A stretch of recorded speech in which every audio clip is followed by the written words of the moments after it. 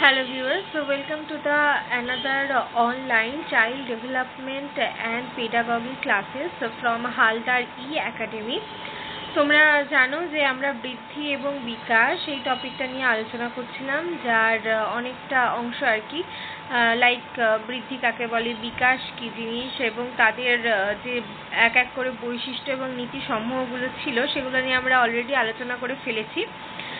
আজ আমরা যেটা নিয়ে আলোচনা করব সেটা হচ্ছে বৃদ্ধি এবং বিকাশের মধ্যে যে ডিফারেন্সটা রয়েছে সেটা নিয়ে। তাহলে চলো আজকে আমরা ডিফারেন্সটা নিয়ে আলোচনা করা শুরু করি। দেখো, আজকে যেটা নিয়ে আলোচনা করছি সেটা হচ্ছে বৃদ্ধি এবং বিকাশের মধ্যে যে পার্থক্যটা রয়েছে, তো সেটা নিয়ে একটু দেখব। দেখো, বৃদ্ধি যেটা ছিল সেটা কি ছিল না, মানুষের বা একটা শিশু যে দৈহিক আচরণগত পরিবর্তন, সেইটা হচ্ছে কিন্তু বৃদ্ধি। ঠিক আছে, তো বৃদ্ধি বলতে শুধু আমরা আকার এবং আয়তনের মধ্যে যে পরিবর্তন সেটাকেই বলছিলাম।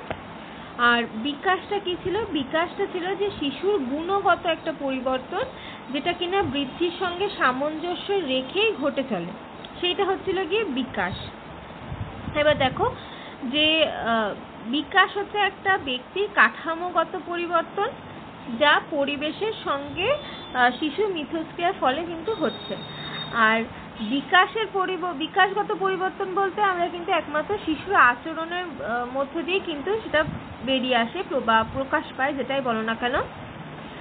এই উদ্দেশ্যে একটা কথা বলবো যে বৃদ্ধি আর বিকাশের মধ্যে কিন্তু যে ডিফারেন্সগুলো আছে সেগুলো তো আলোচনা করবোই, কিন্তু এরা একে অপরের পরিপূরক। মানে বিকাশ বৃদ্ধি না হলে কিন্তু হয় না, মানে আগে বৃদ্ধি হবে যে তারপর এক এক করে বিকাশ আসবে। ঠিক আছে, কিন্তু বিকাশ হলে যে বৃদ্ধি হচ্ছে এমনটা কিন্তু কখনোই নয়। ঠিক আছে, এবার দেখো, এবার পার্থক্যগুলো নিয়ে একটু আলোচনা করি। ফার্স্ট পয়েন্টে যেটা রয়েছে সেটা হচ্ছে বৃদ্ধি ও বিকাশ দুটি প্রক্রিয়ায় শিশুর জীবন বিকাশে একটা গুরুত্বপূর্ণ ভূমিকা পালন করে। তাই এই দুই প্রক্রিয়ার মধ্যে কিছু বিভেদ অবশ্যই রয়েছে। তো সেই বিভেদগুলোর ফার্স্ট পয়েন্টটা হচ্ছে কি সংজ্ঞা, মানে বৃদ্ধি এবং বিকাশ কাকে বলে, এই জায়গাটাতে আমরা একটা ডিফারেন্স পেয়ে যাব। কিরকম? ফার্স্টেই বললাম যেটা, যে জীব দেহের আকার, আয়তন, ওজন আর উচ্চতার যে একটা স্থায়ী পরিবর্তন ঘটে সেইটাকে বলা হচ্ছে কিন্তু বৃদ্ধি। আর বিকাশটা কি জিনিস? বিকাশ হচ্ছে পরিণমন এবং অভিজ্ঞতার ফলশ্রুতি হিসেবে ব্যক্তি যে ধারাবাহিক একটা পরিবর্তন ঘটে সেটা হচ্ছে বিকাশ।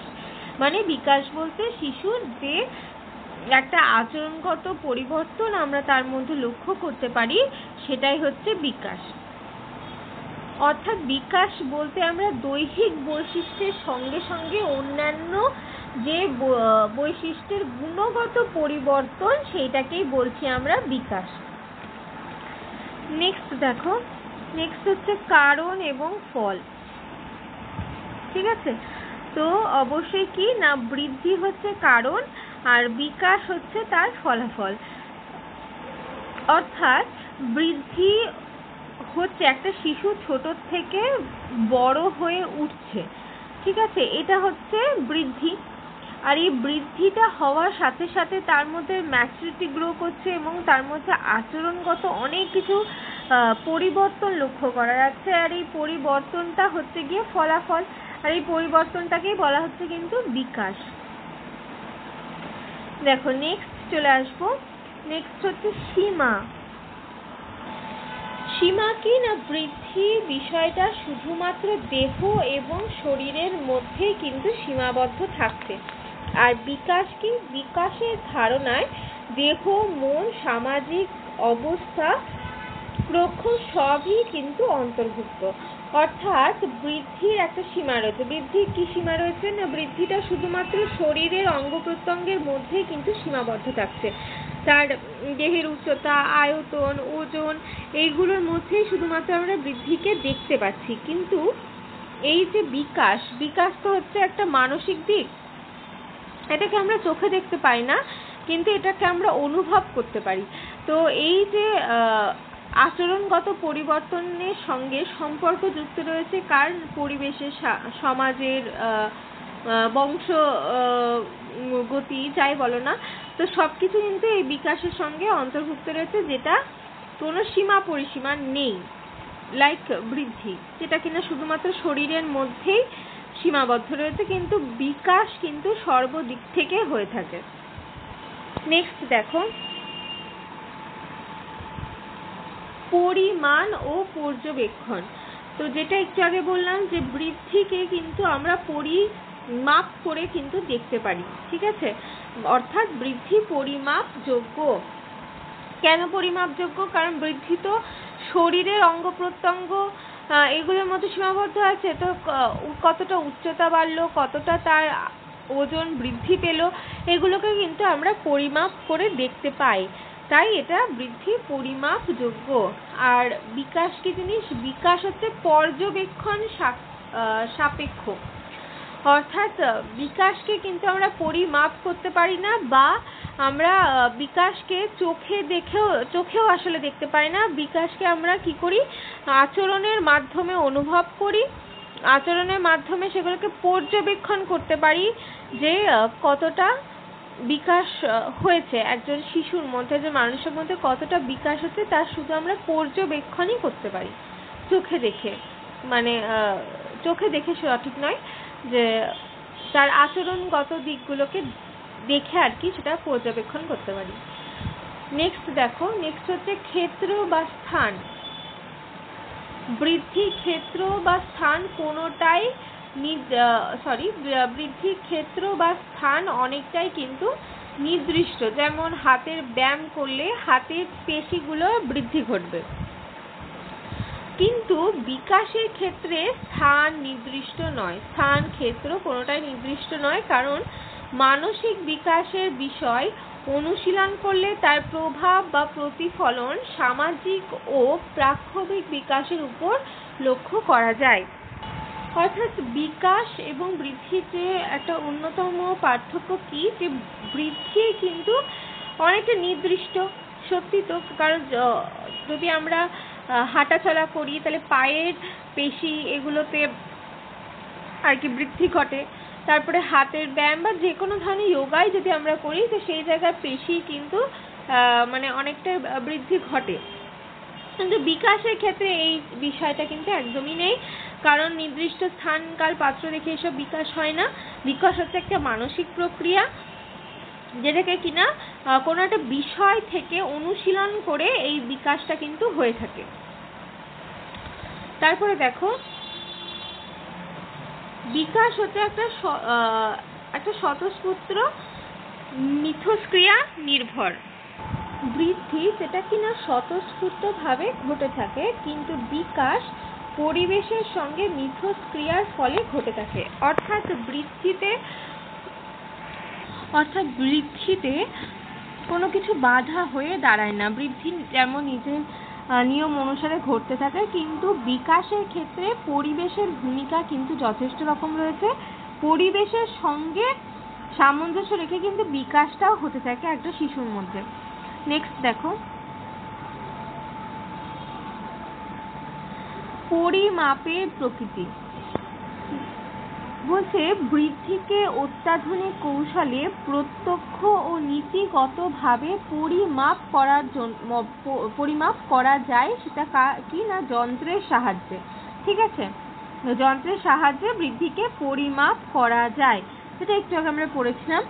বিকাশকে পরোক্ষ ও ব্যক্তিকেন্দ্রিকভাবে পরিমাপ করা যায় বিভিন্ন অভিক্ষার মাধ্যমে। আচ্ছা, এই জায়গাটা ভীষণই ইম্পর্টেন্ট। এর আগের পয়েন্টটাতে আমরা পড়েছিলাম যে বৃদ্ধিকে আমরা পরিমাপ করতে পারি, কারণ হচ্ছে উচ্চতা, আয়তন, ওজন এগুলো যা আছে এগুলোকে মেপে আর কি বলা যায়। তো এই মাপার জন্য কিন্তু আমরা যন্ত্রের ইউজ করি। আমরা শুধু নিজের চোখকে ইউজ করে কিন্তু বলতে পারবো না যে একজন শিশুর মধ্যে কতটা বৃদ্ধি হয়েছে। তো এটার জন্য আমাদের যন্ত্রের প্রয়োজন হয়, কিন্তু বিকাশের ক্ষেত্রে কোনো যন্ত্র লাগে না। সেটাকে আমরা কি করতে পারি না, বিভিন্ন রকমভাবে পর্যবেক্ষণ করে সেটা বলতে পারি তো এখানে লেখা আছে কি অভিক্ষার মাধ্যমে, বিভিন্ন পরীক্ষার মাধ্যমে কিন্তু আমরা বলতে পারি যে শিশুর মধ্যে কতটা বিকাশ সম্ভব হয়েছে, বিকাশ ঘটেছে। তাৎপর্য দেখো, বৃদ্ধি বিকাশের একটি অংশ মাত্র, এর তাৎপর্য বিকাশের মতো ব্যাপক ও বিস্তৃত নয়। কি বলছে না, বৃদ্ধি বিকাশের একটা অংশ মাত্র, ঠিক আছে, বৃদ্ধি বিকাশের অংশ, এটা আমরা একটু আগেও পড়েছিলাম, এবং বিকাশের মতো এত ব্যাপক ও বিস্তৃত নয়। বৃদ্ধি হলে তবেই কিন্তু বিকাশটা যথাযথভাবে হয়, এটা আমরা পড়েছি, কিন্তু বৃদ্ধিটা একটা নির্দিষ্ট জায়গায় গিয়ে কিন্তু থেমে যায়, ঠিক আছে। কিন্তু বিকাশটা কি থামে? বিকাশ কখনোই থামে না, বিকাশ আজীবন পর্যন্ত ঘটে। এটা আমরা যখন বিকাশের সংজ্ঞা, বিকাশের ধারণা সম্পর্কে আমরা পড়েছিলাম, তখন এই কনসেপ্টটা আমরা জেনেছিলাম যে বিকাশ হচ্ছে আজীবন ব্যাপী ঘটে, অর্থাৎ মাতৃগর্ভ থেকে মৃত্যু পর্যন্ত বিকাশ ঘটে যায়। তাই বিকাশ হচ্ছে কি অনেক ব্যাপক আর বিস্তৃত। কিন্তু বৃদ্ধি কি সেটা? বৃদ্ধি একদমই সেটা নয়।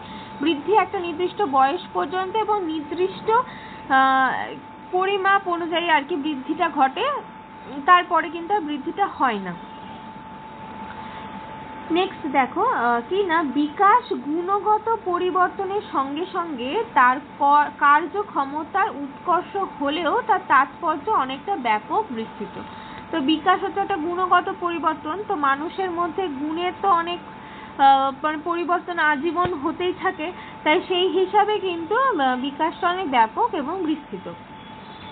সময়কাল দেখো, বৃদ্ধি একটি নির্দিষ্ট সময় থাকে, এর শুরু ও শেষ থাকে, এটি সারা জীবন ধরে চলে না। আর বিকাশ শিশুর জন্ম মুহূর্ত থেকে মৃত্যু পর্যন্ত চলতে থাকে, অর্থাৎ বিকাশ জীবনব্যাপী ঘটমান প্রক্রিয়া। এটা খুব ইম্পর্টেন্ট। কি না, বৃদ্ধি যেটা বলেছিলাম আমি, যে বৃদ্ধি একটা নির্দিষ্ট সময় পর্যন্ত ঘটে থাকে, তারপরে কিন্তু বৃদ্ধিটা হয় না। তো বৃদ্ধি সর্বাধিক কত বছর বয়সে হয় না, 12 থেকে 20 বছর, এই যে সময়টা, এই সময়টা কিন্তু বৃদ্ধি ব্যাপক হারে হয়। তারপরের যে সময়টা মানে 20 পর থেকে যে সময়টা, সেই সময় কিন্তু বৃদ্ধি অনেক কমে যায়, ঠিক আছে, অনেকটা হ্রাস পেয়ে যায়। আর বিকাশটা কি? বিকাশ তো একদম শিশু যখন মাতৃগর্ভ থেকে একদম মৃত্যু পর্যন্ত একজন মানুষের কিন্তু বিকাশ হতেই থাকে, এটা একটা জীবনব্যাপী প্রক্রিয়া। আচ্ছা, এছাড়াও আমি আর কয়েকটা পার্থক্য বলে দিই। যেমন বৃদ্ধি হলো কিন্তু বৃদ্ধি যেটা, সেটা একটি নৈর্ব্যক্তিক প্রক্রিয়া, ঠিক আছে।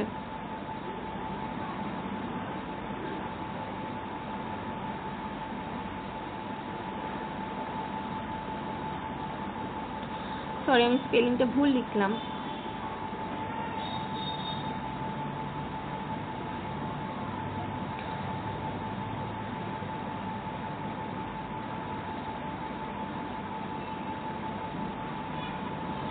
ঠিক আছে, বৃদ্ধি হচ্ছে নৈর্ব্যক্তিক প্রক্রিয়া, আর বিকাশটা কি? বিকাশ হচ্ছে একটা ব্যক্তি কেন্দ্রিক প্রক্রিয়া।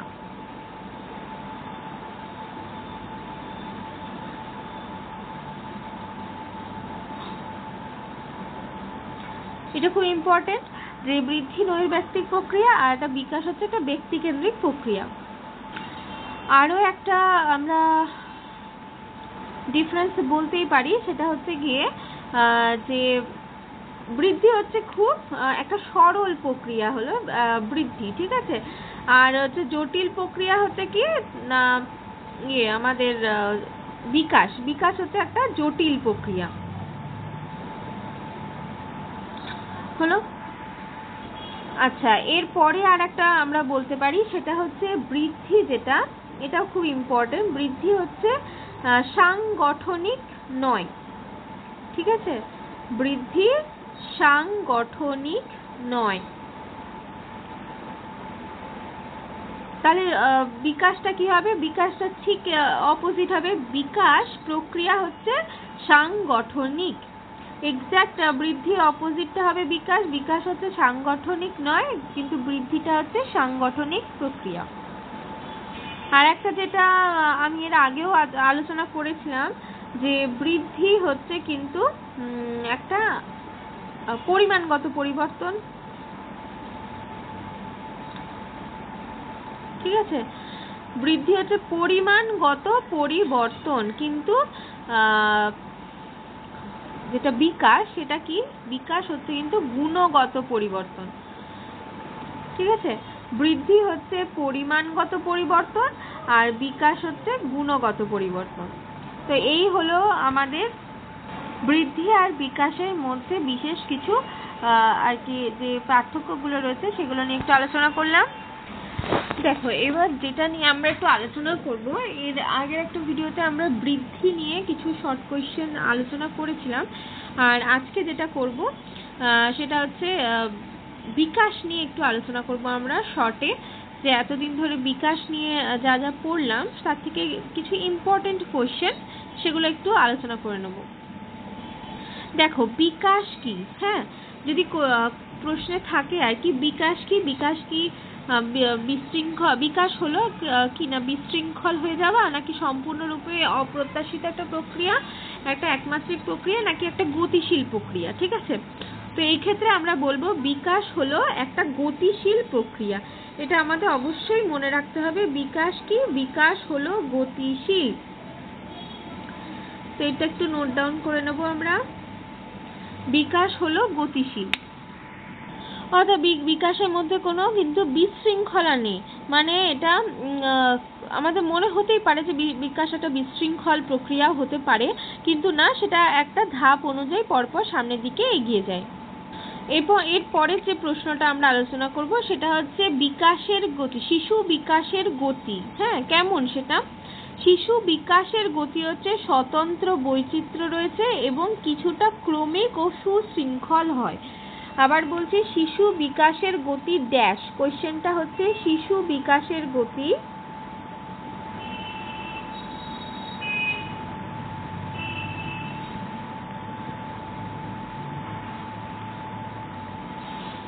দেখো, শিশু বিকাশের গতি ড্যাশ। এবার ড্যাশে কি লিখবো? আমি মুখে বলছি, তোমরা লিখে নাও। স্বতন্ত্র এর একটি বৈচিত্র্য রয়েছে, স্বতন্ত্র বৈচিত্র্য রয়েছে এবং কিছুটা ক্রমিক এবং সুশৃঙ্খল। বা আমরা এখানে শুধু যদি সুশৃঙ্খল লিখি সেটাও চলবে, অথবা আমি যেটা বললাম আর কি যে শিশু বিকাশের গতি স্বতন্ত্র বৈচিত্র্য রয়েছে এবং কিছুটা ক্রমিক ও সুশৃঙ্খল।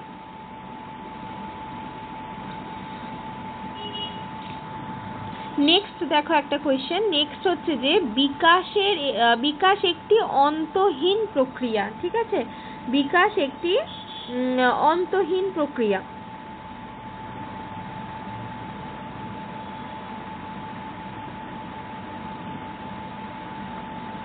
আচ্ছা, এই যে কথাটা, হ্যাঁ, এই যে উক্তিটা, এটা বিকাশের কোন নীতির সাথে সম্পর্কযুক্ত? এটা হচ্ছে বিকাশের ধারাবাহিকতার যে নীতি তার সঙ্গে কিন্তু সম্পর্কযুক্ত।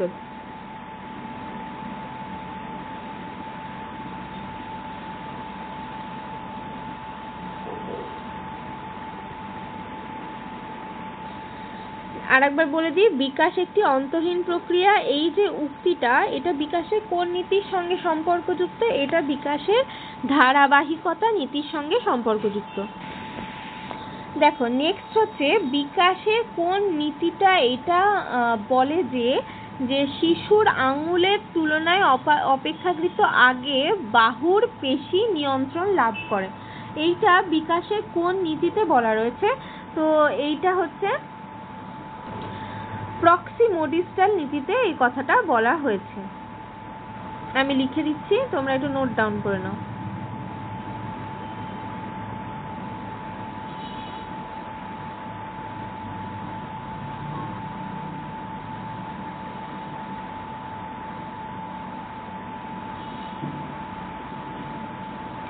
এগেন আমি বলছি, কোয়েশ্চেনটা ছিল এটা যে বিকাশের কোন নীতির মধ্যে এই প্রস্তাবটা রয়েছে যে শিশুরা আঙুলের তুলনায় অপেক্ষাকৃত আগে বাহুর পেশি নিয়ন্ত্রণ লাভ করে।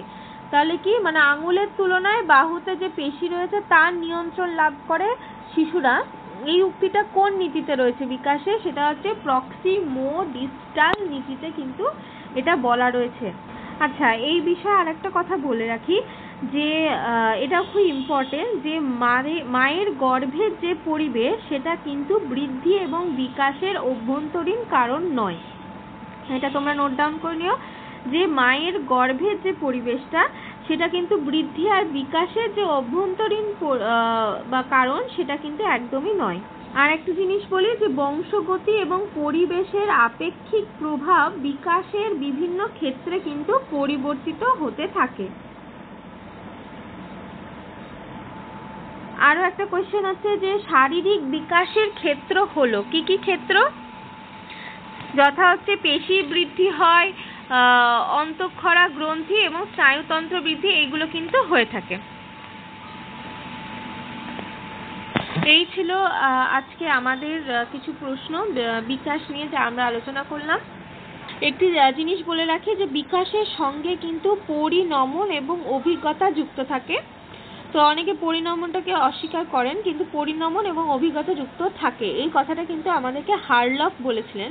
এটাও খুব ইম্পর্টেন্ট যে বিকাশ হলো সারা জীবনব্যাপী একটা প্রক্রিয়া এবং যার সঙ্গে পরিণমন এবং অভিজ্ঞতা যুক্ত থাকে।